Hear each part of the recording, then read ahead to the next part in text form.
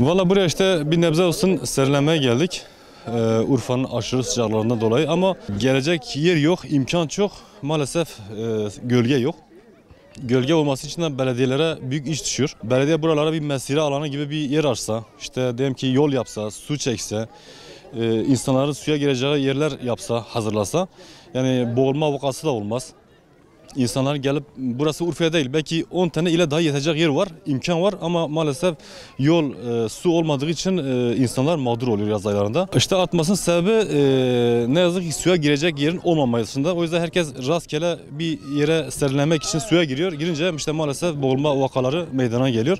Onun önüne geçmesi için işte belediyenin işte büyük bir suyumuz var, barajımız var böyle.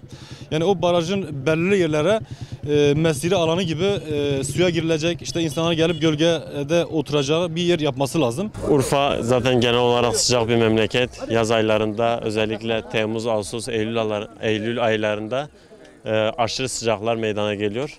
Ondan dolayı işte şehir halkı genelde dere yataklarına, baraj kenarları olsun, nehirlere akın ediyor. Dikkat edilmesi gerekiyor. Fazla derine doğru yüzülmemesi, ileriye gidilmemesi gerekiyor. Evet, Urfa'da son günlerde boğulma vakaları arttı. Ondan dolayı belediyenin can kurtaran ekiplerinin biraz daha çoğaltılması önemli rica olunur. Her geçen gün özellikle yaz aylarında can kayıplarımız da artıyor. Belediyemizin biraz daha fazla bu konuda bir önem vermesi lazım. Piknik alanları maalesef yeterince temiz değil.